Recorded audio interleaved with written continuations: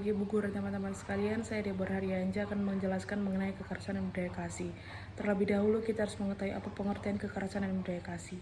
Kekerasan dan budaya kasih, yang pertama kekerasan. Kekerasan adalah suatu tindak yang dapat mengancam nyawa seseorang atau terlukanya fisik seseorang yang dilakukan baik individu maupun sekelompok orang. Sedangkan budaya kasih adalah suatu sifat saling mengasihi kepada semua orang, bukan hanya orang tertentu saja tetapi kepada semua orang.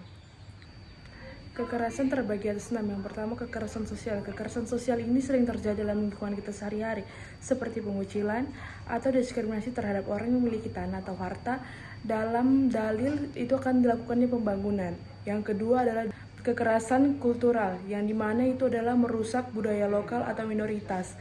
Seperti contohnya itu adalah diejeknya orang yang memiliki logat yang tidak digunakan pada umumnya. Yang ketiga ada kekerasan etnis. Kekerasan etnis ini terjadi karena adanya pembersihan etnis atau pengusiran etnis. Contohnya suku Anak di Sumatera Utara kian tergeser karena hutan mereka beralih ke tangan orang lain tanpa meminta persetujuan mereka.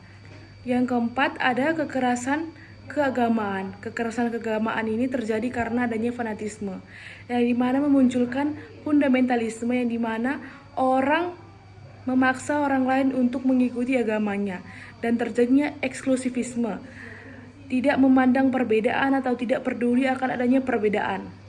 Yang kelima, kekerasan gender ini. Kekerasan gender ini karena terjadinya diskriminasi atau pengabaian hak-hak pada perempuan. Sama contohnya, laki-laki dianggap memiliki kekuasaan yang lebih tinggi dibandingkan perempuan. Tetapi sekarang telah terjadi kesetaraan gender, yang dimana perempuan dan laki-laki memiliki hak-hak yang sama yang harus diperoleh mereka.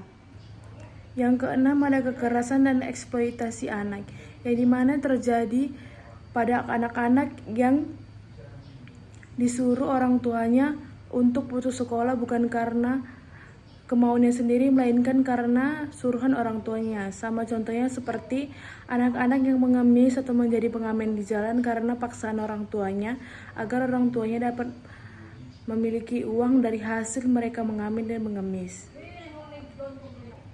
Jadi kesimpulannya itu, kita jangan melakukan kekerasan, baik kekerasan etnis, gender, ataupun melakukan eksploitasi kepada anak-anak.